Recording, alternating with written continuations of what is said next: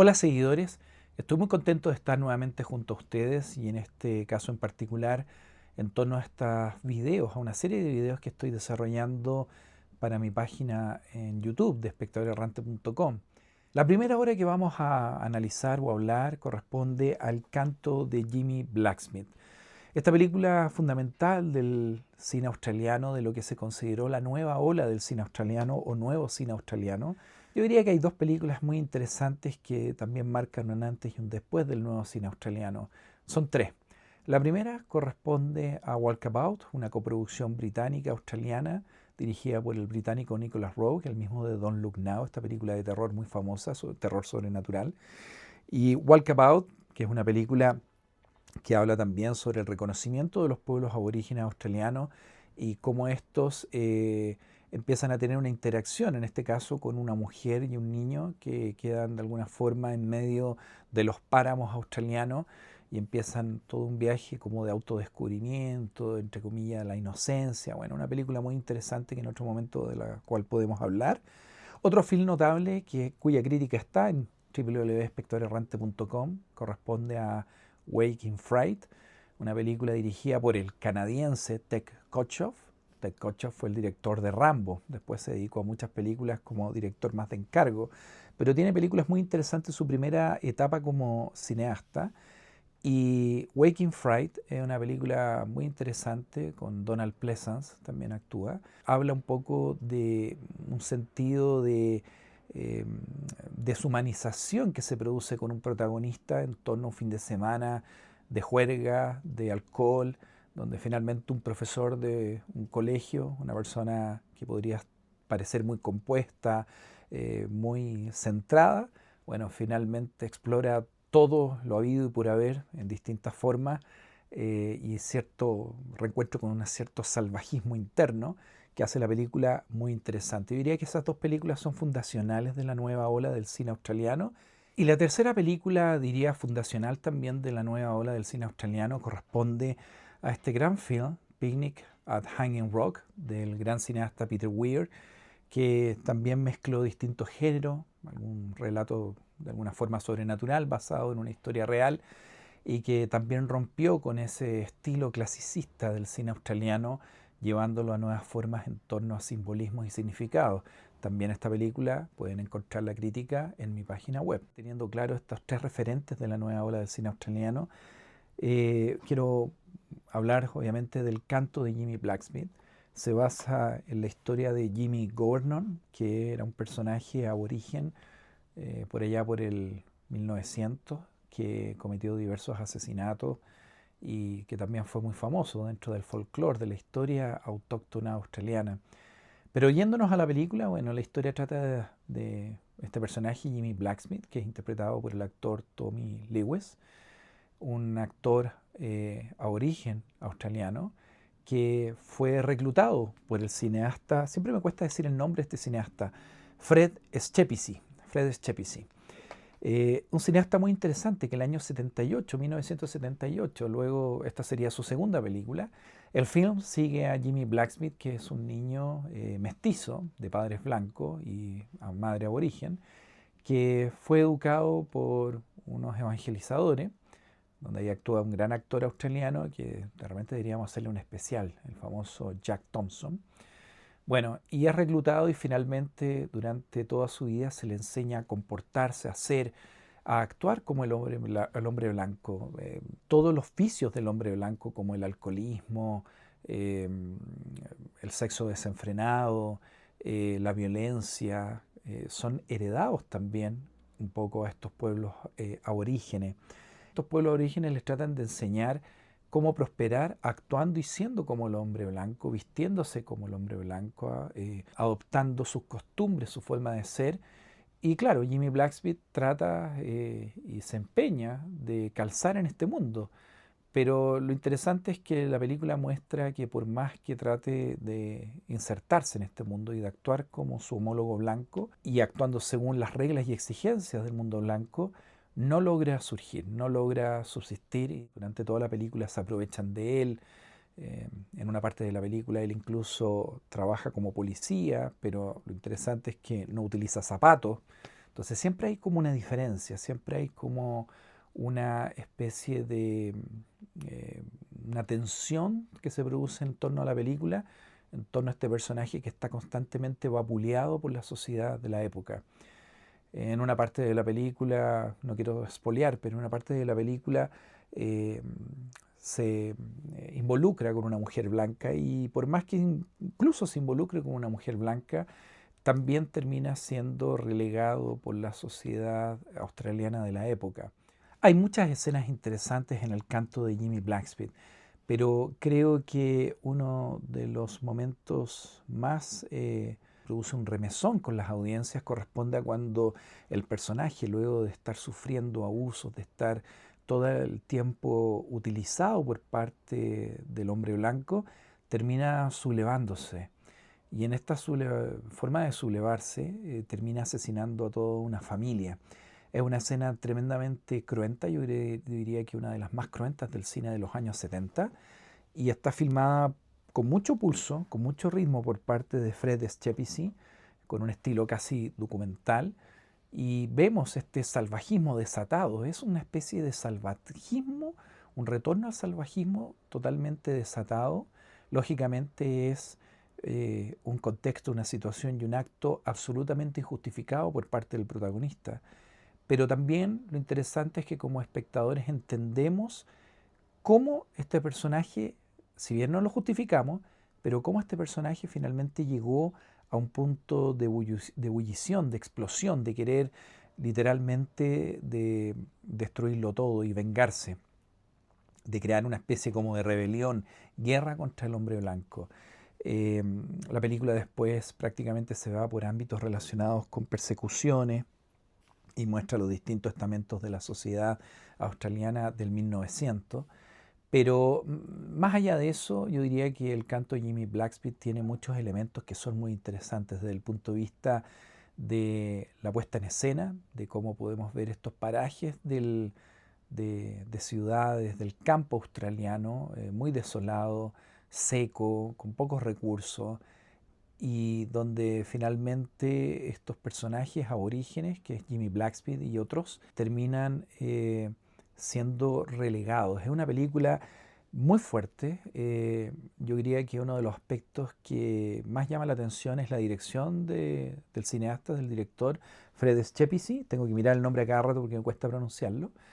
Pero creo que gran parte de la película descansa en la notable interpretación de Tommy Lewis, quien era un actor Nobel. Este personaje, este muchacho, fue identificado en un aeropuerto por la señora del director, de Fred Schepisi, y les llamó la atención y dijeron, mira, ¿sabes qué? Él tiene toda la figura adecuada para interpretar al protagonista, siendo no actor.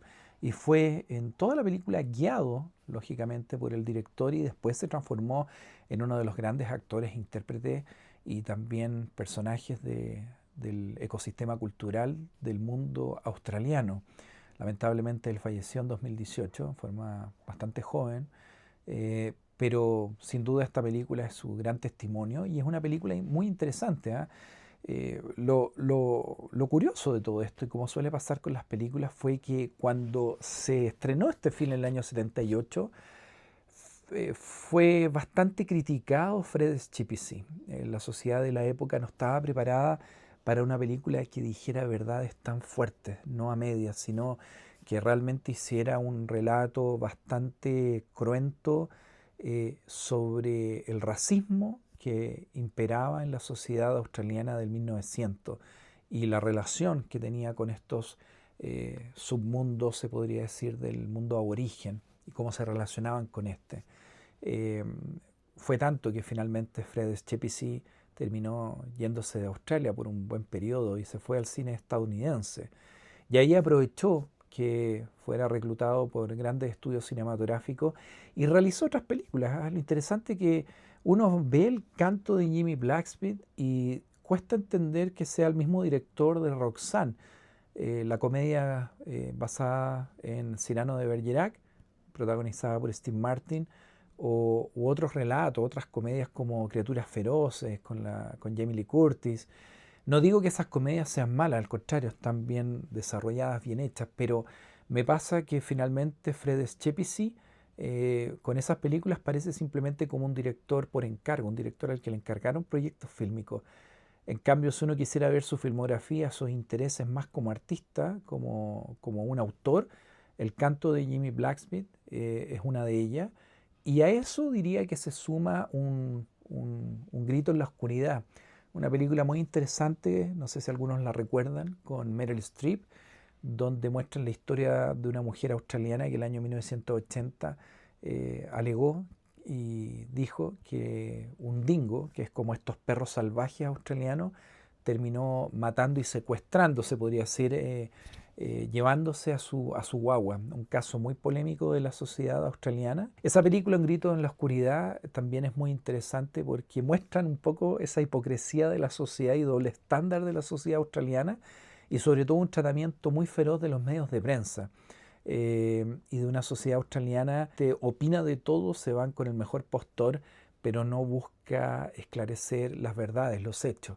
Yo diría que esas dos películas, Un grito en la oscuridad y El canto de Jimmy Blacksmith, son dos grandes films de Fred Schepisi, como también Seis grados de separación con Will Smith y una serie muy interesante que hizo para HBO llamada Empire Falls con Paul Newman hace yo diría que unos casi 20 años ya. Bueno, sin duda una película notable que recomiendo que todo el mundo la pueda ver y la crítica, nuevamente, como siempre van a encontrar las críticas disponibles en espectadorerrante.com. Bueno, otro film, otra crítica que también pueden encontrar en mi sitio web es un film muy fuerte, muy brutal, diría yo, del gran director William Friedkin. William Friedkin dirigió El Contacto en Francia el año 71, se dio a conocer, se hizo un nombre, después realizó El Exorcista. El Exorcista diría yo que fue una de las primeras grandes blockbusters y que inauguró el concepto de blockbuster, no diría tanto Tiburón de Steven Spielberg, yo diría un poco antes con El Exorcista el año 73. Y bueno, se hizo un nombre, ¿eh? Pero William Friedkin siempre fue considerado, yo lo considero uno de los grandes directores del cine estadounidense, pero muy maltratado por la crítica, por las audiencias. Eh, Algunos acusaban que este cineasta era déspota, muy llevado a sus ideas, megalómano, y probablemente algo de eso hay. Yo tengo su autobiografía y habla algunos de estos temas, pero me pasa que también era un director muy seguro de sí mismo y tenía una visión y tenía un compromiso muy particular con las películas que rodaba. Él dirigió otras películas muy interesantes como Sorcerer con Roy Scheider, una película que es fenomenal, que es una especie de remake del Salario del Miedo de Henry George Clouzot del año 77, esta película Sorcerer. Y dirigió otras películas muy estimables como Vivir y Morir en Los Ángeles.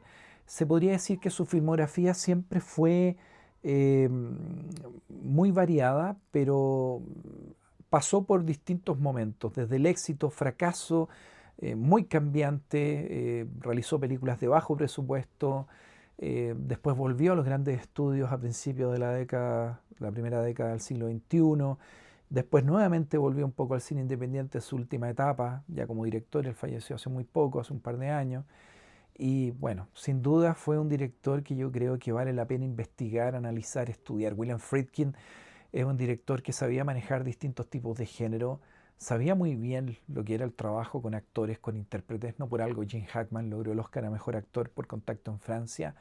Tenía muy buen pulso narrativo, era un director, yo diría, brillante en la manera en que escenificaba las escenas de sus películas, de cómo trabajaba sus películas, las historias que él quería contar. E incluso en películas que son más vilipendiadas o de cine B que realizó a principios de los años 90, como El Guardián, aún así en ese tipo de películas uno encuentra cosas interesantes a analizar y descubrir del estilo de William Friedkin. Bueno, y en este caso, después de todo este preámbulo, ¿cuál es el film que quiero analizar? Una de sus películas más controvertidas, Cruising. Cruising es un film notable con el protagonismo de Al Pacino, donde Al Pacino interpreta a un policía que para poder ascender al cargo o rol de detective acepta una misión de trabajar encubierto, meterse a estos mundos, a estos bajos mundos, donde se mueven en la cultura de esa época, de fines de los años 70 y 80, en el ámbito de los clubes homosexuales, eh, clubes de sexo, entre otras cosas. Está basado en una historia real de un policía. Y esta película, Cruising, tuvo distintos cortes por parte del estudio, fue bastante mal comercializada. William Friedkin nunca quedó contento con el corte final, después se realizaron otros cortes más definitivos de la película y muchos la consideran como un film maldito. Curiosamente es del año 1980 y en 1980 tenemos otro film maldito de Michael Cimino llamado Las Puertas del Cielo, que muchos de ustedes conocerán como uno de los grandes fracasos del cine estadounidense, que finalmente algunos mencionan o señalan que puso fin al periodo del nuevo Hollywood, donde los directores eran totalmente independientes y tenían el corte final de las películas, con todo el presupuesto a su haber. Y la otra película controvertida de ese año, 1980, fue Cruising. Cruising, para que ustedes sepan en la terminología, cruising se refiere un poco al concepto de los policías cuando realizan patrullaje por distintas zonas y también se refiere al concepto de la búsqueda de sexo casual en locales, en estos clubes nocturnos que muestra la película. Bueno, y el film, la película es muy interesante. Esta edición Arrow se las recomiendo 100% en Blu-ray. Es muy interesante ver a un Al Pacino con un registro como intérprete muy distinto a lo que había hecho. Eh, Muchas veces la película luce bastante incómodo frente a la cámara. Yo creo que para él también fueron escenas muy difíciles de rodar. Prácticamente tenemos a este policía que entra a estos clubes gay, homosexuales, y empieza a buscar la identidad de un asesino, que esa es la misión que le encargan. Buscar la identidad de un asesino que justamente mata y está acribillando a homosexuales. Y obviamente este caso tiene convulsionada a la ciudad de Nueva York. Interesante es que yo diría que aparte de la actuación de Al Pacino, él como intérprete, lo interesante es que empieza a mostrar estos ecosistemas, estos escenarios, estos mundos más subversivos, más clandestinos del movimiento homosexual. Estamos hablando de una época previo al SIDA, donde no había mucho control y que era muy masivo en Estados Unidos, donde va mostrando William Friedkin a homosexuales que se encuentran y establecen relaciones sexuales pasajeras en un parque, en estos clubes, con mucho fetichismo, vestidos de cuero, eh, con celebraciones temáticas donde están vestidos de policía, de alguna forma como destruyendo el concepto de masculinidad en torno a estos mundos que se muestran. Y bueno, Al Pacino se empieza a sentir incómodo, él empieza a sentirse presionado, él tiene una relación con una novia que es Karen Black, que lamentablemente cortaron mucho metraje de su interpretación, pero es muy interesante ver cómo él también está luchando con ciertas pasiones quizás inherentes, personales, con algunos temas tabú. La película es muy fuerte de ver, no es fácil. Creo que si bien han pasado más de 40 años, prácticamente 45, 46, 45 años, es una película que va a provocar en el espectador cierto rechazo quizás al principio, pero después se produce una cierta fascinación por la película, por ver cómo el personaje de Al Pacino empieza a desdibujarse. Es una película muy interesante, es una película que tuvo mucha resistencia por parte de los movimientos homosexuales y sociales de Estados Unidos de la época. Boicotearon la película incluso cuando la película se estaba realizando en plena producción, pero creo que Al Pacino realizó una interpretación bastante interesante, bastante comedida, sin caer un poco en esa aquella sobreactuación que ha tenido en algunas películas de su última etapa como intérprete. Eh, un film realmente recomendable. Yo también diría que es como testimonio de los últimos disparos o cargas del movimiento Nuevo Hollywood. Eh, y recomiendo que puedan verla y ojalá la puedan ver en el remasterizado de este film, como lo podemos ver en Arrow Video, que realmente se ve y se escucha espectacular. Y ojo, atento al final de la película. Un final que a mí me dejó bastante perplejo. Un final te invita al espectador a cuestionarse muchas cosas en torno al protagonista. La película trabaja mucho el concepto de la insinuación, de mostrar y no mostrar, de hacernos llegar como espectadores hasta cierto lugar y después cambiarnos la dirección. Un film realmente interesante, a mí me gustó mucho y recomiendo que lo puedan ver. Bueno, la crítica también está en espectadorerrante.com. Otra película que también en este espacio les quiero recomendar en este capítulo. ¿Y por qué lo voy a hacer? Esto fue muy de cuando, antes de empezar a hacer el video, vi un pequeño video en Instagram donde Brian De Palma, que es un director del cual yo he dictado talleres, que es un gran cineasta, un gran director, hace poco me tocó hablar en la Cineteca de la Universidad de Chile sobre Doble de Cuerpo. Y para mí uno de mis directores favoritos, con John Carpenter, David Lean o, por ejemplo, Alfred Hitchcock. Es un cineasta, bueno, heredero natural de Alfred Hitchcock, lógicamente. Y me llamó mucho la atención un video que se lo muestra ahora, a tener presente que Brian De Palma no está en este momento con proyectos. Recordemos que él es de la camada de estos directores del nuevo Hollywood, viene de la misma época de Steven Spielberg, Martin Scorsese, Francis Ford Coppola, bueno, George Lucas, y yo diría que Brian De Palma es uno de los cineastas más relegados de dicha generación como directores, como cineastas. Brian De Palma, en este video que me llamó mucho la atención, lo estaban invitando a un conversatorio y empezó a hablar de pecados de guerra y se emocionó y se puso a llorar al final. Y me dio una pena tremenda, una pena inconmensurable, porque él dijo que es una película que lo afecta mucho, sobre todo al escuchar la impresionante banda sonora, el score del gran Ennio Morricone. Yo por suerte tengo esta edición limitada en vinilo que lo atesoro con toda el alma. Ennio Morricone muy bien acá, muy emotiva. Y bueno, Pecados de Guerra no voy a entrar en mucho detalle, la crítica también está en espectadorerrante.com, pero Pecados de Guerra es uno de los filmes más duros de Brian De Palma. Si bien Brian De Palma tenía un estilo muy particular, trabajaba mucho el thriller, trabajaba la pantalla dividida, una cantidad enorme de recursos técnicos y audiovisuales, muy a lo Alfred Hitchcock, trabajando la tensión, el suspenso, el plano sonoro, aspectos que están presentes en Pecados de Guerra, pero Pecados de Guerra es una de sus películas más emotivas, que hablan sobre un abuso, una violación inspirada en relatos reales de soldados durante la guerra de Vietnam, un secuestro de una muchacha y que finalmente es abusada por un pequeño destacamento, por un grupo de soldados. Y aquí se juntan dos némesis, Sean Penn, con un estilo actoral totalmente basado en el método, en la escuela del método, y un Michael J. Fox, un actor que venía de la televisión y del gran éxito de Volver al Futuro. Es muy interesante esa mezcla entre estos dos actores, estos dos intérpretes, que ahí contaba Brian De Palma que siempre Sean Penn despreciaba mucho a Michael J. Fox por venir del mundo de la televisión.